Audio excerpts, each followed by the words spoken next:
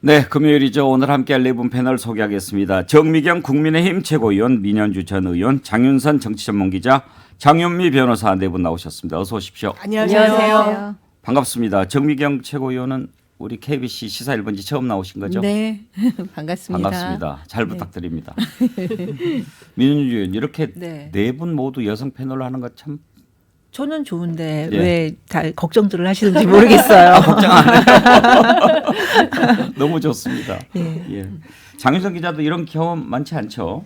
거의 없죠. 주로 제가 취재 가보면 여성들은 이렇게 쭉 있고 제일 말석에 한 자리 정도 이렇게 앉아 있는 장면을 보면서 20대, 30대, 40대 이렇게 왔고요. 50대가 돼서 제가 지금 봐도 특별한 변화는 없는 것 같아요. 다만 좀 자리가 바뀌긴 했지만 그래도 여성은 여전히 소수고 얼마 전에 봤더니 세계경제포럼 조사에서 한국의 여성의 사회적 지위가 99위. 그러니까 남아시아의 좀 어려운 나라들보다도 더 어려운 이런 상황이더라고요. 베트남보다도 어렵고 뭐 이렇더라고요. 그래서 100등 안 넘어가서 다행입니다. 그러게요. 중국, 일본이 100등 아래로 떨어졌어요. 그래서 일본이 그렇습니까? 네, 일본이 110 몇이고 중국이 106인가 그렇더라고요. 그러니까 동북아의 여성의 지위 발전을 위해서 좀 더 노력하자 이런 말씀도 좀 드리고 일본 싶네요. 유리천장은 강화유리인가? 글쎄요, 안 깨지네요.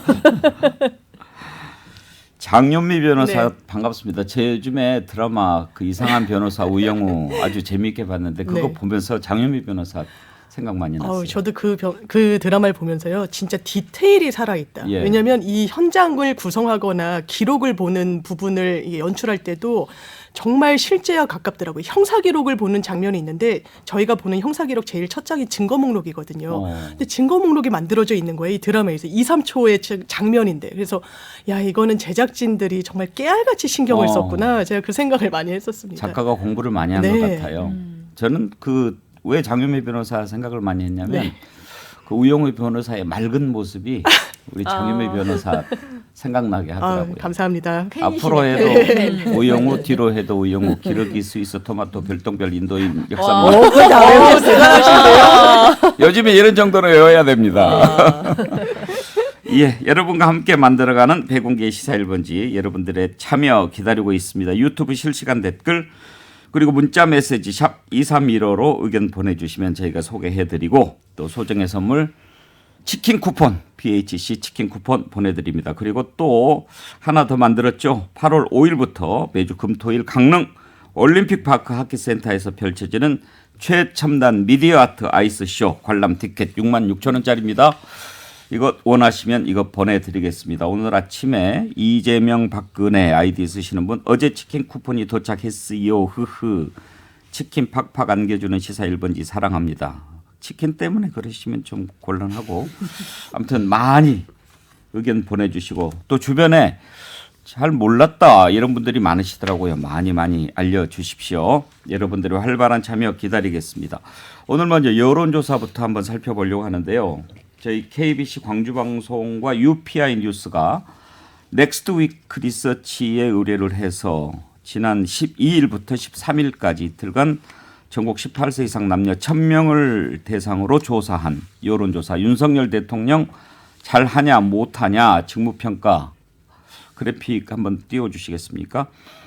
이걸 보면 매우 잘못한다가 51.8, 다소 잘못한다가 8.4, 매우 잘함이 21.6, 다소 잘함이 14.1 이렇게 나왔습니다.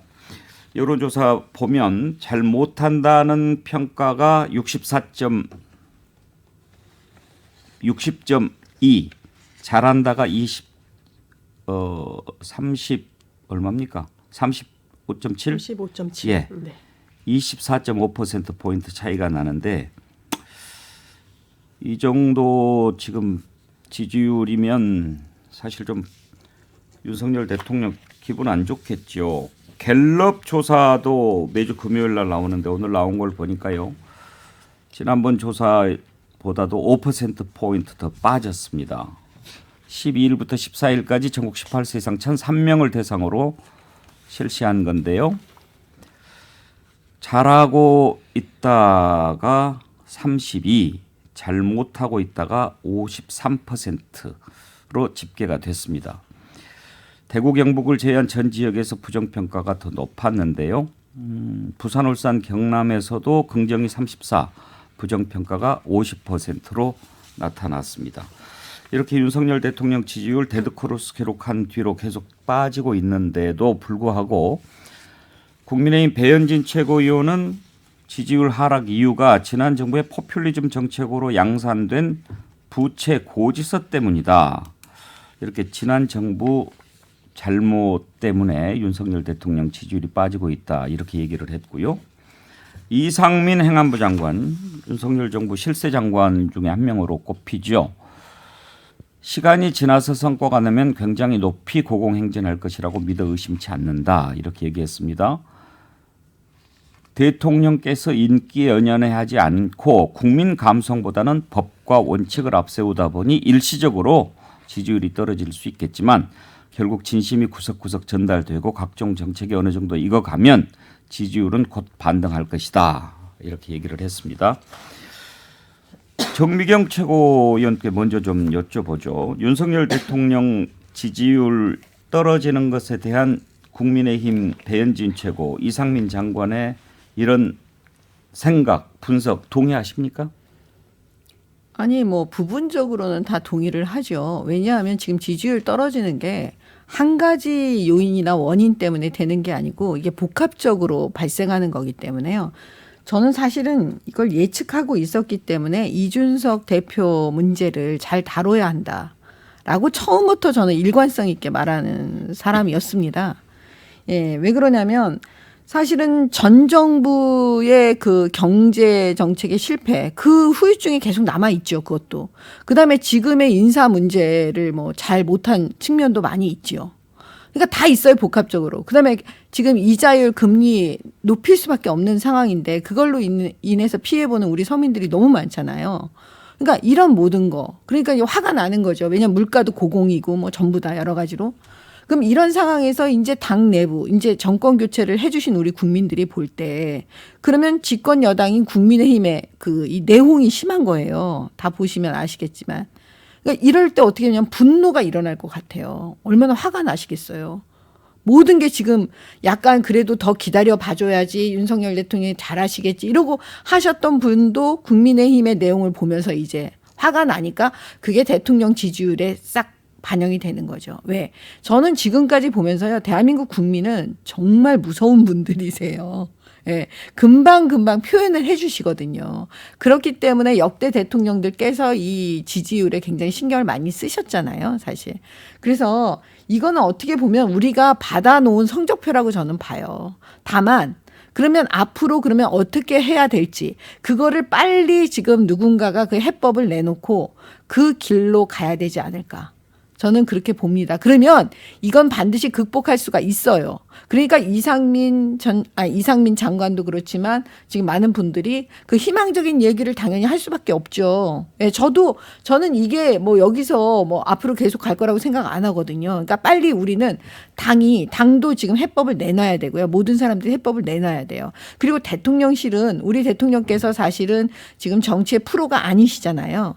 그러면 대통령실 주변은 다 프로로 만들어야 되거든요. 그래야 이 아마추어인 이 순수하고 투명한 우리 대통령의 장점이 확 발휘되는데 지금 마치 대통령실도 다 아마추어인 것처럼 보여지니까 그런 문제점들을 지금 다 지적하고 계시거든요. 그러니까 그거 하나하나씩 빨리빨리 너무 조급하지 않도록 하면서 이걸 정리해 나가면 결국에는 저는 지지율은 올라갈 거다. 이렇게 분석을 하고 있습니다. 정책업계에서는 지금 지지율 떨어지는 가장 큰 이유가 어디에 있다고 보십니까? 결국 당 내용입니다. 당 내용 때문에. 근데 지금 당 내용에 가장 게 뭐냐면 이준석 대표 징계 부분에 대해서 찬성하시는 분, 반대하시는 분, 이게 정치적인 거라고 생각하시는 분, 이게 거의 절반이라는 게 전 더 문제라고 봐요. 왜냐하면 그냥 90대 10이 어느 쪽이든 그게 9대 1 정도로 이렇게 가면 사실 그렇게 큰 문제가 안 되는데 이게 반반이라는 건 결국 뭐냐면 우리 내부의 여론이 반으로 갈라진다는 의미거든요. 이게 제가 처음부터 걱정했던 부분이에요. 그러면 내부가 결집이 안 되면요. 사실은 집권 여당은 어떻게 보면 사명이 있습니다. 윤석열 정부를 뒷받침해야 되는 사명이 있는데 이게 내부가 반반으로 갈려져 버리면 어떤 일이 벌어지냐면 그 말하자면 힘이 안 생기는 거예요. 윤석열 정부를 뒷받침하는 힘이. 그렇기 때문에 저는 그게 가장 우리 당 내용이 가장 큰 문제이다라고 봅니다. 당 내홍이 가장 큰 이유인지 그 부분은 또 뭐 여러 가지 의견이 있겠습니다만 그 지적이 상당히 일리가 있는 것 같습니다. 우리 KBC 여론조사 내용을 봤을 때도요. 이준석 대표 당원권 정지 관련해서 이걸 어떻게 생각하느냐 이걸 물어봤거든요. 정당한 결정이다가 43.6인데 정치 공작이다. 이게 45.2로 더 높게 나왔습니다. 이런 걸 보면 지금 이준석 대표 당원권 정지한 것에 대해서 많은 국민들이 뭔가 이건 꼭 잘못해서 징계를 했다기보다는 여당 내부 권력 투쟁 아닌가 이렇게 보는 시각이 더 많은 것 같아요. 아니 그러니까 제가 이제 법률가이기도 하기 때문에 저는 처음부터 제가 이 윤리위의 징계 결정이 좀 성급했다라고 저는 생각하고 있어요. 그게 왜 그러냐면 아직 수사의 결과물이 나오기 전이잖아요. 좀 기다렸다 해도 되거든요. 근데 그걸 굳이 결과 나오기 전에 수사가 지금 끝나지도 않았는데 그 전에 했으면 저와 같이 생각하시는 분들이 굉장히 많으실 거 아닙니까? 그러니까 사실은 그 여론조사에 그게 반영이 되지 않았나 저는 그렇게 보거든요. 윤리위가 그렇게 결정을 내리면 최고위에서 추인하거나 그런 절차가 없습니까? 당원 당규에 그게 없습니다. 윤리위에서 결정을 하면 이 당원권 정지의 경우에는 그냥 바로 효력이 발생합니다. 그러면 권성동 원내대표가 직무대행 맡기로 한 것 그것은 최고위원회 절차가 필요 없습니까? 그거는 당원 당규에 의해서 저희 최고위원들이 전부 그게 맞다라고 저희가 다 이제 동의를 했죠. 그건 왜 그러냐면 이 당원 당규의 규정이 명백하게 딱 있는 게 아니고요. 산발적으로 있습니다. 그걸 종합해 갖고 우리 사무처에서 완벽하게 사실은 가치 판단은 빼고 그냥 당원 당규 유권 해석만 지금 우리가 사실 그 물어본 거였거든요. 거기에 대해서 이제 검토 결과가 뭐냐면 그 항상인 법적인 분쟁으로 갈 거를 생각하고 우리는 결정을 해야 되는 거거든요. 만약의 경우를 늘 대비해야 되니까요. 그러면 뭐냐면 지금 직무대행 체제가 가장 정답입니다. 그러면 정책국께서는 최고위원 회의에서 이런 결과 나왔을 때 지금 징계 내리는 것은 적절하지 않지만 그래도 권성동 원내대표가 직무대행 맡는 것은 그렇게 가야 될 것 같다 이런 의견이셨나요? 네, 맞습니다. 그러셨군요. 아마 모든 분들이 사실 그걸 동의했습니다. 예. 민현주 의원께서도 당 내홍 때문에 윤석열 대통령 지지율이 계속 떨어진다고 생각하십니까? 어차피 참 어려운 상황인데 이 당 내용이 지지율이 떨어지는데 뭐랄까 트리거 역할을 했다라고 저도 봐요. 예. 그러니까 약간 정책위원님께서 좀 말씀 많이 해주셨는데 저는 대선 결과 자체가 윤석열 대통령이 굉장히 박빙으로 이겼잖아요. 그 상황 속에서는 중도가 갈렸다고 저는 보거든요. 그러니까 윤석열 대통령을 찍은 중도도 있고 이재명 의원을 찍은 중도도 있는데 국정을 안정적으로 운영하기 위해서는 윤석열 정부가 이 중도를 바라보면서 중도 지향적으로 좀 갔으면 조금 더 시작은 편안했을 것이다라고 보는데 사실 이 정권 초반 분위기가 그렇게 가기에는 뭐 워낙 저희 쪽에 강성 지지층들의 여러 같은 성원도 있었고 그분들의 주장도 있었기 때문에 이게 좀 쉽지는 않았을 것 같아요. 그런데 앞서서 인사 문제라든지 이런 것들은 저희 지지층에서는 지지를 하지만 중도층에서는 조금 납득하기 어려운 부분도 있었다고 저는 봐요. 예. 이제 검사들이 많이 등용된 거라든지 그다음에 장관들의 낙마, 그다음에 결정적으로 사실 저는 교육부 장관이 굉장히 아쉬운 부분이 있는데 이런 층에서 중도로부터 좀 약간 비판적인 약간이 아니죠. 비판적인 평가를 좀 받기 시작했는데 예. 거기에 이준석 사태가 사태라고 말하면 안 되죠. 이준석 대표에 관련된 일이 정책위원께서도 말씀하셨지만 윤리위가 조금만 기다렸다가 했으면 중도층이나 다른 분들도 합리적으로 선택한 거 결정을 했구나라고 했을 텐데 그 결과가 나오기 전에 이렇게 해버리니까 그것도 새벽에 굉장히 급하게 내린 듯한 결정을 보면서 국민들이 좀 실망을 한 것이 특히 중도층이 이거 뭐지? 이렇게 된 것이 아닌가가 하고 조사 패턴을 보면은요. 한두 조사에서 이렇게 조금 하락하는 걸로 나오면 사실 후속 조사들에서도 계속 그런 경향들이 있어요. 그거는 국민들이 마음속에 갖고 있던 생각들이 나만 이런 거 아니구나라고 하면서 어떻게 보면 이게 끌어가는 거죠. 그래서 이런 부분이 조금 빨리 자리 잡기 위해서는 대통령실과 정부 여당이 빨리 민생으로 돌려야 된다. 국회 정상화시키고. 두 분이 그쪽에 계셔서 아마 그쪽을 더 유심히 들여다 보는 것 아닌가 하는 생각이 들기도 합니다. 왜냐하면 지금 이제 윤석열 대통령 지지율이 떨어지는 것 여러 가지 이유들을 전문가들이 분석하고 또 무엇 때문에 이렇게 지지하지 않느냐라는 질문에 보면 당 내부 권력 투쟁이 물론 한 가지 이유가 되기는 하지만 가장 큰 이유다라고 보는 것 같지는 않습니다. 가장 큰 이유로 인사 문제를 꼽고 있고 또 말실수, 배우자 리스크, 그 다음에 이제 당내 권력 투쟁 이렇게 나오거든요. 장유선 기자는 가장 큰 이유가 뭐라고 생각하십니까? 저는 대단히 복합적이고 중충적인 위기라고 생각을 하는데요. 그러니까 첫 번째는 이제 정미경 최고위원님께서 말씀하신 대로 경제 불안이 굉장히 심각한 요인이고요. 그런데 이제 이 부분은 우리 국민들이 다 아세요. 그러니까 러시아 우크라이나 전쟁도 있고 기본적으로 공급망의 위기도 있고 이것을 우리 혼자 스스로 극복할 수 없는 여러 가지 처지에 있다. 그리고 환율 문제, 또 유가 문제, 뭐 물가 계속 오르고 뭐 이런 게 우리만의 문제가 아니라 미국도 그렇고 뭐 이렇다. 이런 정서적 공감은 있는데 이제 정권 교체를 한 지 2달이 됐는데 이게 갑자기 급전직하를 한 게 아니라 꾸준히 떨어지고 있습니다. 이제 꾸준히 떨어지고 있는데 이게 그래서 조만간 20%대까지 추락할 가능성이 높다. 이런 전망이 나오고 있는 거죠. 왜냐하면 반등의 기회가 없기 때문에 이 반등의 기회를 사실은 대통령실과 대통령과 그리고 또 여당인 국민의힘 내부에서 그 동력이 나와야 되는데 지금 상황 인식이 그 동력을 만들 수 있는 수준인가에 대해서 국민들이 의혹을 좀 갖고 있는 것 같아요. 그러니까 특별하게 이제 배현진 최고가 말씀하신 내용 가운데 보면 짧은 지지율에 너무 두려워하거나 힘겨워하지 말고 뭐 저희들이 다 보여드리지 못한 여러 가지를 지켜봐 주시면서 좀 독려해 달라 이런 당부를 했어요.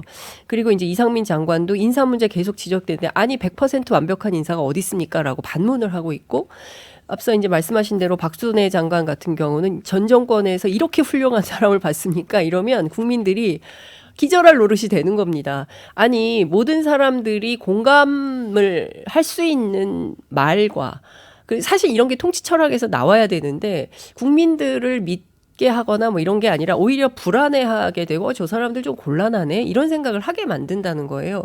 거기다가 결정적으로 저는 이 김건희 여사 리스크가 상당히 크다라고 생각을 합니다. 왜냐하면 뭐 검사 그리고 이제 기재부 이렇게 이제 그 소위 이제 그 이제 엘리트들이 참여를 했어요. 그런데 이 정부의 특이한 점이 설명이 안 되고 이해할 수 없는 인사가 계속 생기는 거예요. 그러니까 그 보수 유튜버의 누나까지도 그런 것이죠. 이 부분에 대해서 그러면 좀 일관된 메시지가 통일적으로 나와줘야 되는데 대통령실의 해명을 들으면 더 헷갈리는 이런 상황이 되고 같은 대통령실에서 이 사람은 이렇게 얘기하고 저 사람은 딴 얘기하고 뭐 이러니까 일관된 얘기가 안 나오니까 뭐야 이거 이렇게 되는 겁니다. 그렇기 때문에 제가 보기에는 이 굉장히 중충적이고 복합적인 위기 플러스 당의 내용 뭐 이런 것도 있는 것이지 당 내용이 100%다. 저는 이렇게 보긴 매우 어렵다 이렇게 봅니다. 이상민 장관이나 배현진 최고의 이런 발언을 우리가 주목하는 이유는 과연 무엇 때문에 윤석열 대통령 지지율이 계속 떨어지는가 그 이유 정확히 알아야 제대로 된 처방이 나오지 맞습니다. 않겠습니까? 네. 그래서 진단을 해보는 건데 과연 이런 인식, 이런 분석이 얼마나 공감을 얻을 수 있을까 하는 거거든요. 한 가지만 보태고 싶은 게 있는데 최근에 이제 그 조중동 그 보수 언론의 태도가 굉장히 많이 바뀌었어요.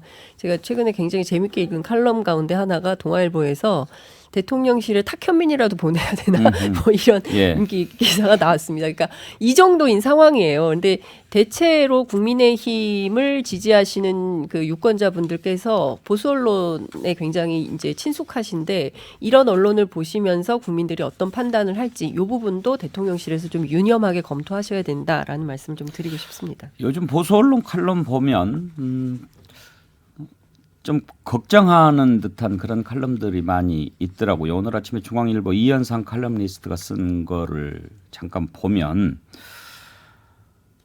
자기가 봤을 때는 가장 큰 이유, 그러니까 문제의 저류는 조심성 분실이다 이렇게 진단을 했더라고요. 그러니까 대통령과 그 주변에 지나친 자신감이 아마추어적인 열정과 겹치면서 난맥을 빚은 것 아니냐. 그러니까 대통령이 상당히 그 당차고 뭐 이렇게 자신감이 있고 패기도 있고 그런 건 좋은데 벅찬 마음, 무한한 책임감 이런 말은 있어도 두려움이란 단어가 없었다.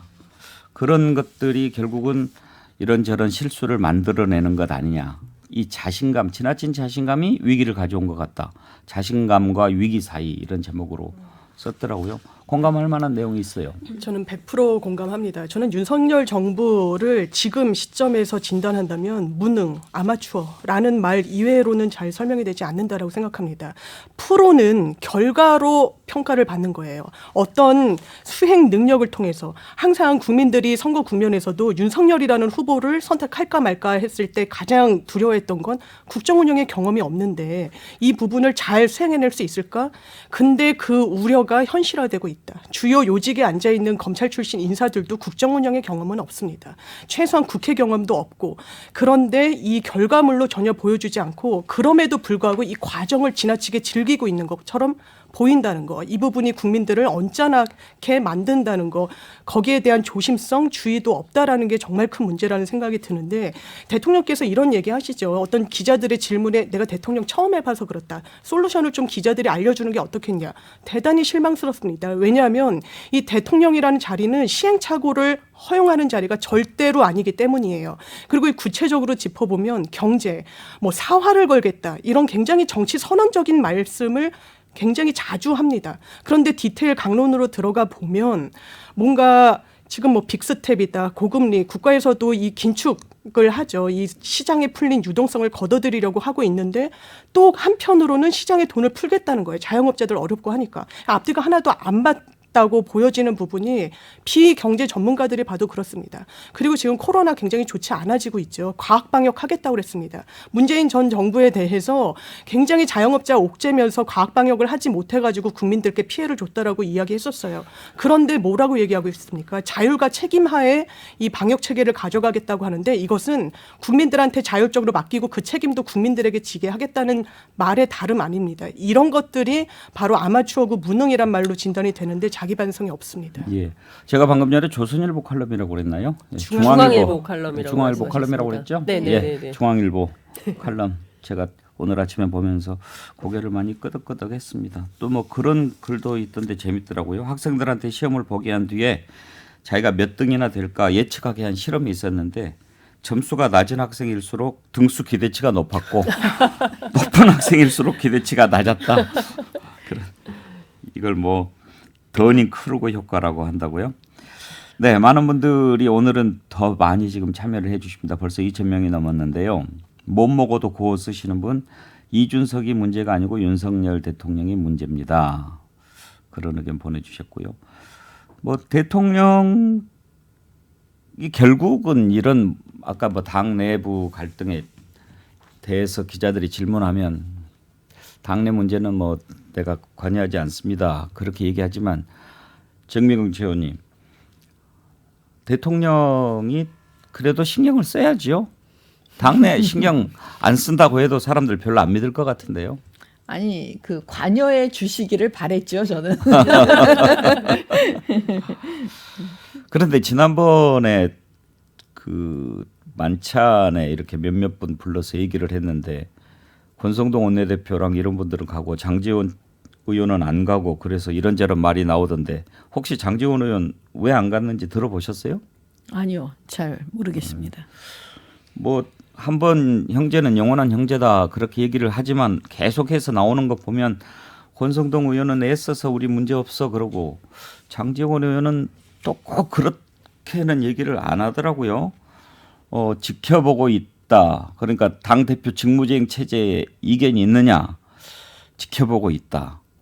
민현주 의원, 네. 좀 불편한 심사를 드러낸 거 아니냐 이런 시각이 있습니다. 그렇겠죠. 아무래도 조금 그런 면이 없지 않아 있겠죠. 뭐가 서로 안 맞는 거예요, 그러면?